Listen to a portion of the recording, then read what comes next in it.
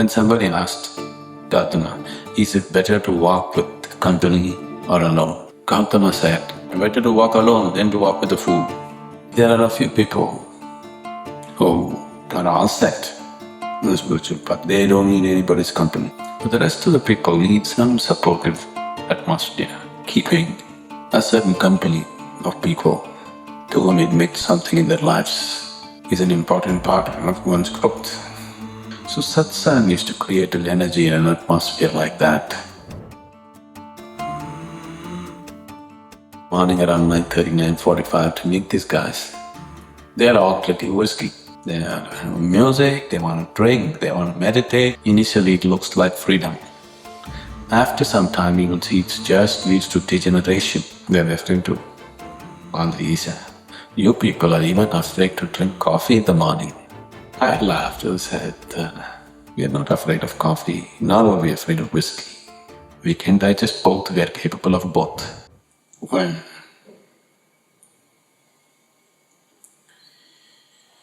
one wants to pursue his ultimate nature,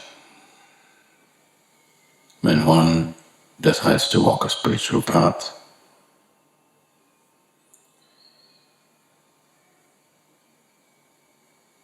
the one thing which is a great enemy is suddenly one day a doubt will come.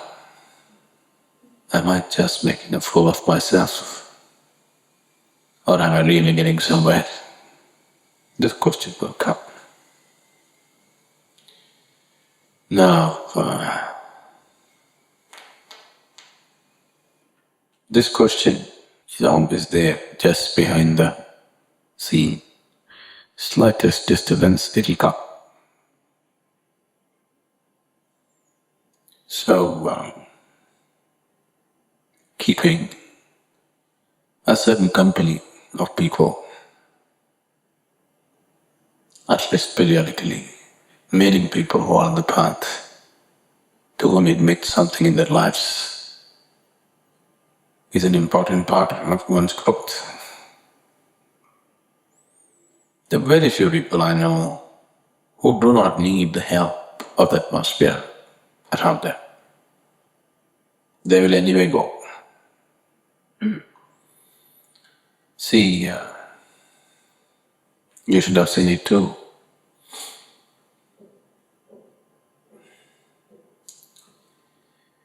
When I went to school, there were 7 students in the class. When we went there at the beginning of the year, these students would have studied the textbooks 3 times over before they came to the next year's class. So before the teacher says something, these guys know the subject better than the teacher. These guys don't need to school. They'll anyway go by they have to go. I'm there, who anyway doesn't listen to the teacher.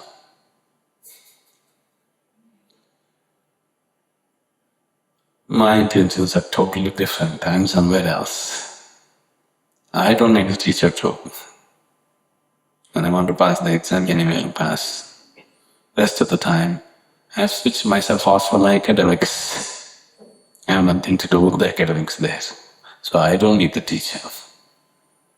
But the in-between majority, over 90% of the people, they need the teacher. They need the school. They need the discipline of the school. These 2 extremes, one, they're too good with academics, they don't need the teacher. Another just doesn't care about the academics, he doesn't need the teacher.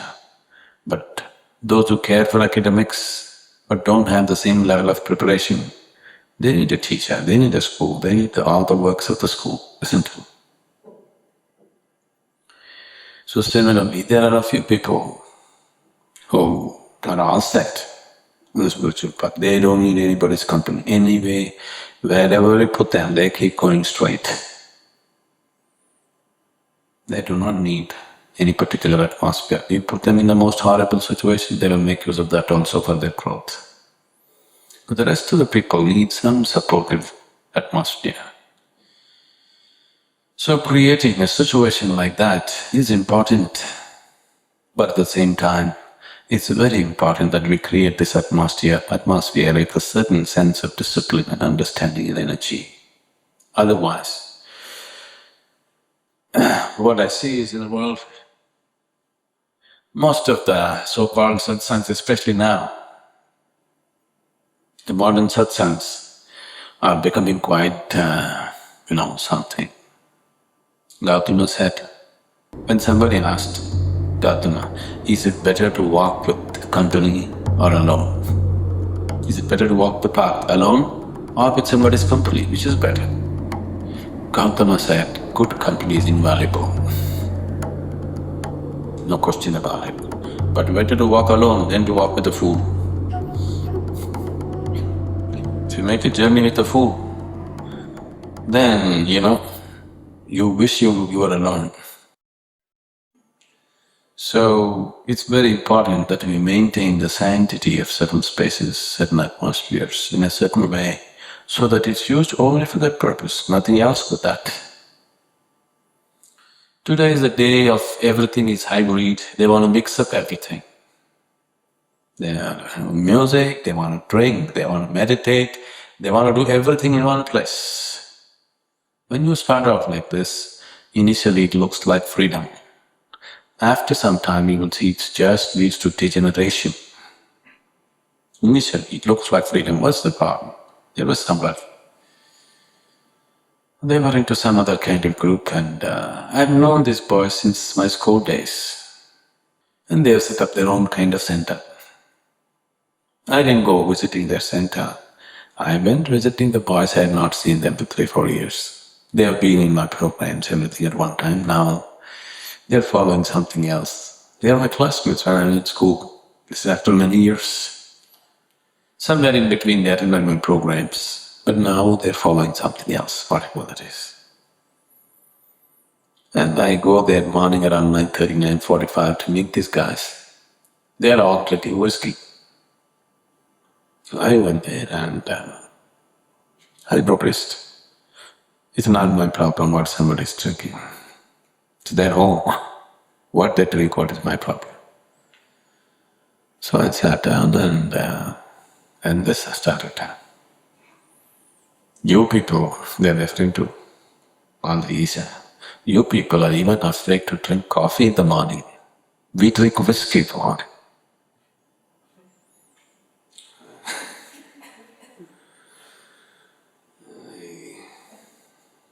I know, because people are under a certain influence of the spirit. You're possessed in a way. I laughed and said, we are not afraid of coffee, nor are we afraid of whiskey.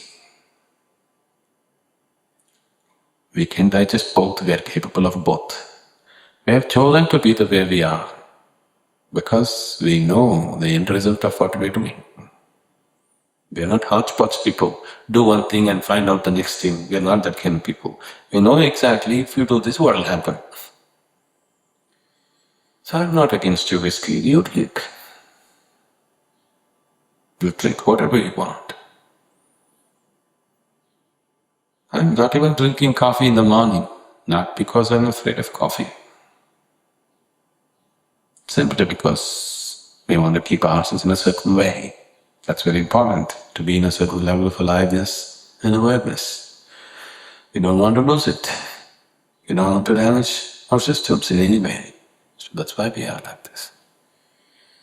And this is freedom. We can do whatever we want and still we are on the spiritual path. You can't do this, you can't do that. What kind of spirituality is that? Nobody said, you cannot do this, you cannot do that. See, even to live a physical life here, nature has put some limitations. You can do certain things, you cannot do certain things, isn't it?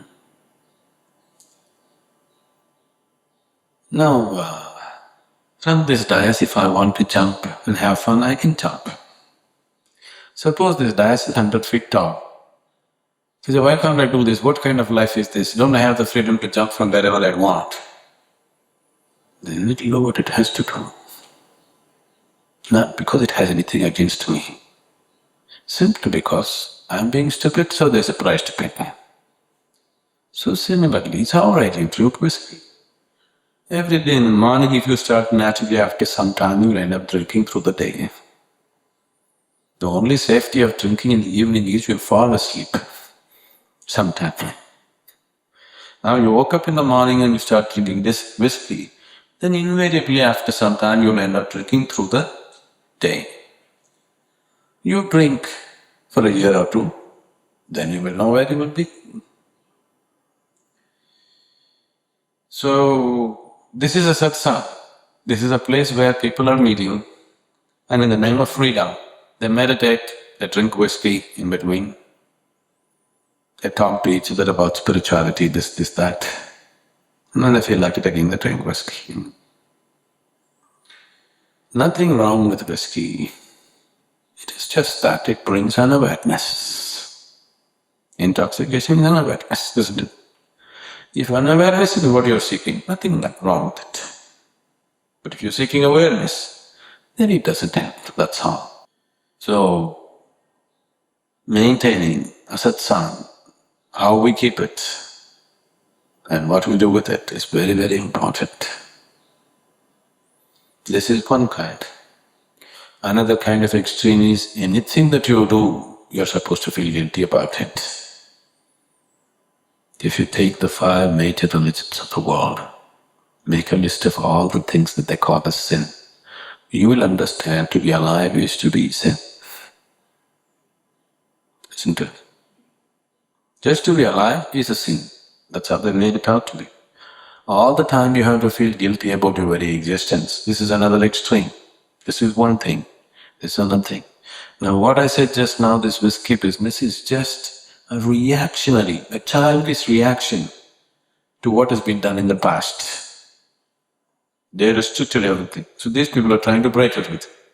It's just a reactionary attitude. When you react to something, you're invariably bound to it, isn't it? Now these old religions have been operating like this. On a certain day, a man was walking in the seafront.